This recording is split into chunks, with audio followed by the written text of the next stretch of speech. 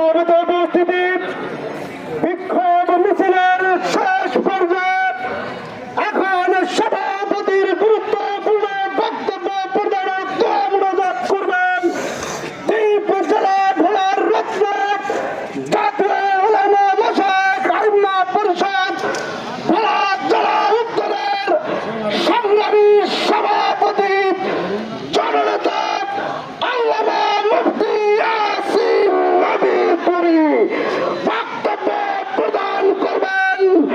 আল্লামা মুফতি ইয়াসিন নবীপুরী।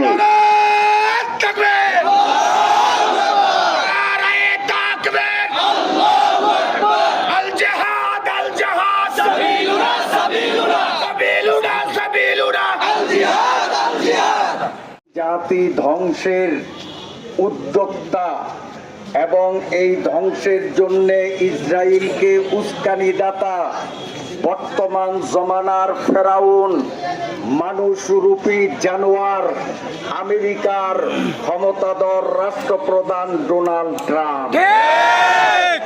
আমি আমার সংক্ষিপ্ত বক্তব্যের মাধ্যমে মাত্র 3টি প্রস্তাব রাখব। 1 নম্বর, আরব বিশ্বের মুসলিম নেতাদের উদ্দেশ্য করে বলছি, যেহেতু গোটা দুনিয়ায় আজকে মুঠের মধ্যে সোশ্যাল মিডিয়ার কল্যাণে আমার এই বক্তব্য অবশ্যই আরব অঞ্চলের মুসলিম রাষ্ট্রপ্রধানদের কানে পৌঁছাবে।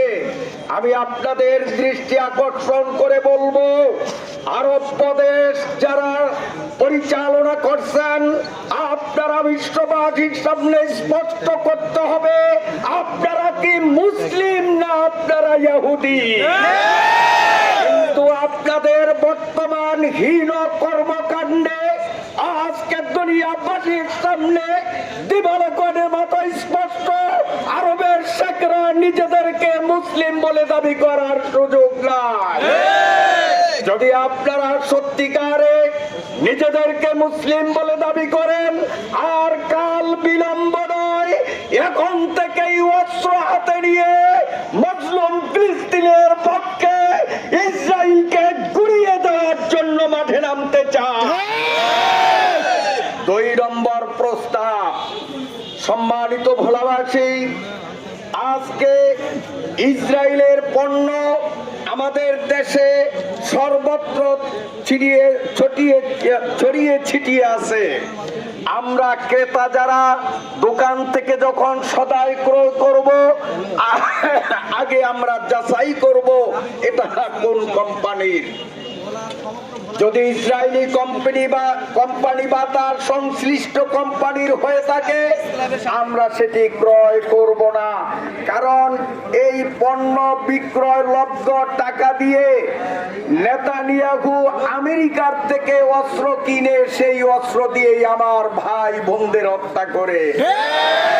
আমি ব্যবসায়ী ভাইদের উদ্দেশ্যে বলতে চাই, সকল ব্যবসায়ী ভাইদের উদ্দেশ্যে বলতে চাই, আপনি তো জানেন আপনার দোকানে কোন কোন পণ্যটা ইসরায়েলি কোম্পানির। আপনারা জানেন লাভ লোকসানের নাম ব্যবসা, ব্যবসায় কখনো লাভ হয় কখনো লোকসান হয়।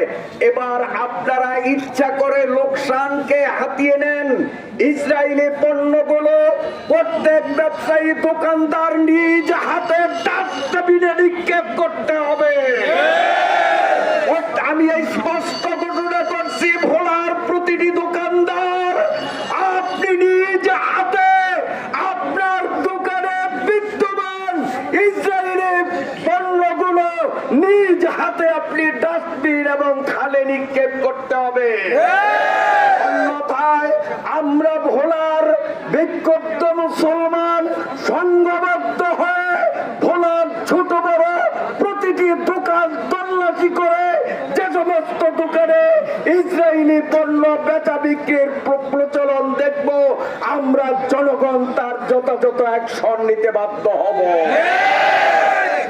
আমার শেষ কথা, 3 নম্বর কথা, বাংলাদেশ সরকারকে উদ্দেশ্য করে বলবো, আমার পূর্ববর্তী বক্তাগণ বলেছেন, আমিও তাদের সাথে এক সুতায় গ্রথিত, এক সুরে সুর মিলিয়ে একই কথার পুনরাবৃত্তি করছি। মাননীয় ডক্টর ইউনূস সাহেবকে উদ্দেশ্য করে বলবো, আপনি যে কোনো মূল্যে, কারণ আপনি জেনাতেনা ব্যক্তি নন, আর একটা অবস্থান, আপনার পরিস্থিতি গোটা বিশ্বের কাছে দিবালোকের ন্যায় স্পষ্ট।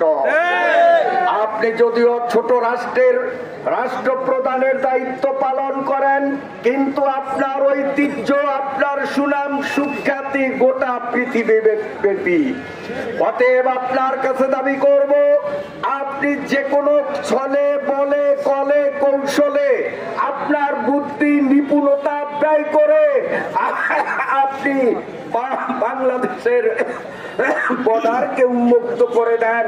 বাংলার কোটি কোটি যুবক মুসলমানদের পাশে দাঁড়িয়ে গাজাকে মুক্ত করার জন্য প্রস্তুত রয়েছে।